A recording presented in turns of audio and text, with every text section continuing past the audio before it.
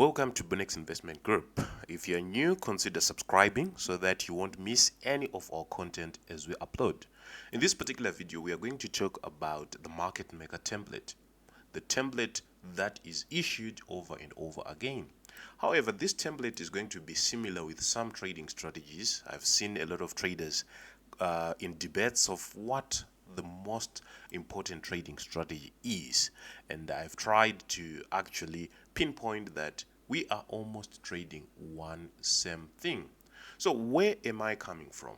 If we look at it, whenever the market is in a bearish move, we are actually trying to sell the rallies. So in this particular case, we are trying to hit these points so that we can benefit from this particular drop. So it's actually selling the rallies. So each and every trading strategy or methodology comes with a different explanation of where to make these entries or these selling of rallies. In an upward trend, it's going to be a different case where we are going to be buying the rallies.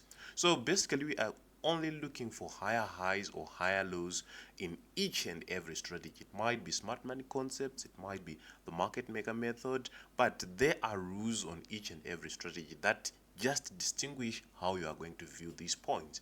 So some actually use the Fibonacci retracement level, some use the change of character, some use the exponential moving averages, some use basically levels and impulses. Like in my case, I actually use levels and impulses. So this video is solely to show you how we use levels and impulses so that we can view or we can find the points to sell, the points, the rightful points to sell the rallies or buy the rallies. So the first thing that I always do is to start on the higher time frame. I usually use the monthly, weekly, daily H4 time frame as my bias determination time frames. So basically, if I start on the weekly time frame, this is how it will look like. It's unfortunate that I have been placing my markups. Let me remove them so that it will be clear. So in this particular case, we can see that there is the high that was issued. From that high, there was a rally to the downside. That rally was issued, and the next thing is now to ask yourself, where am I going to sell for the next rally, right? So the next rally will require us a 3 move towards the point of anticipation. We are saying if we get any rally, we actually say we move in 3s to reach our point of interest. So it might be a rally to the downside or to the upside. To reach that point, we need to have a move of 3s to that particular point. So from this particular point to the point where I will catch the next rally, I will need a 3 move to that point.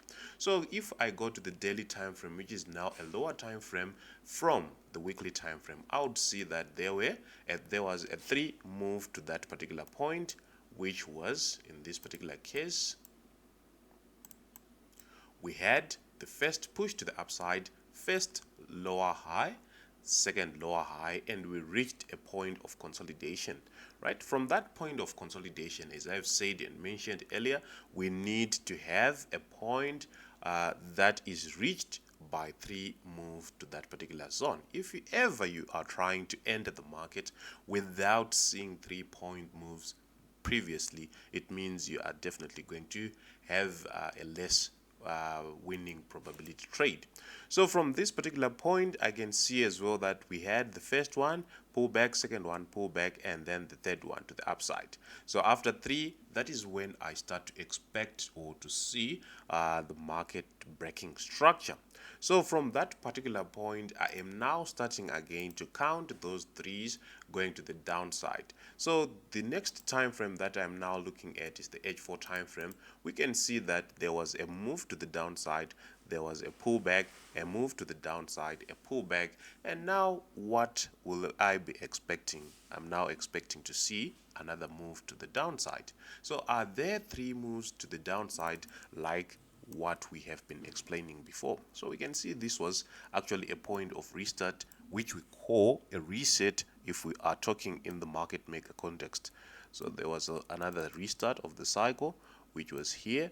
Therefore, we now have 2 points to the downside. So before we actually move forward, as I've said, there are rules to each and every method. The market maker template states that we move in threes to reach a point of reversal. However, there are points where we need to apply some other basic rules. Like in these particular cases, these red points are reset points. And whenever we reach peaks, there are behaviors that are issued by the market makers. Like you can see at this particular point, it was actually a move that occurred for several days only to confuse traders if we are going up or to the downside. So we should make sure that our money management is on point such that we are available when the market starts moving. So from this particular point to the downside, let's check if there was 3 moves on the lower time frame, on the H1 time frame. We can see there were 3 days to the downside, first, second, and then third. After that, if we check the move to the upside on the microstructure of the M15, we can see that this point was reached after 3 moves as well. From that, we were now expecting to see a drop to the downside, and from that we can see there was a 3-move drop, which was the first day, and some consolidations in between creating lower highs, then the second level, and then the last one, which is this one. So after this has been issued or this has been done, what we now expect is to see a move of threes to the point where we expect a reset or a restart of flow to the downside. So on the lower time frame, let's check if there was a move to that particular point. We can see that there was a move to the upside consolidation, a move to the upside pullback, and then the last move where we had an M pattern.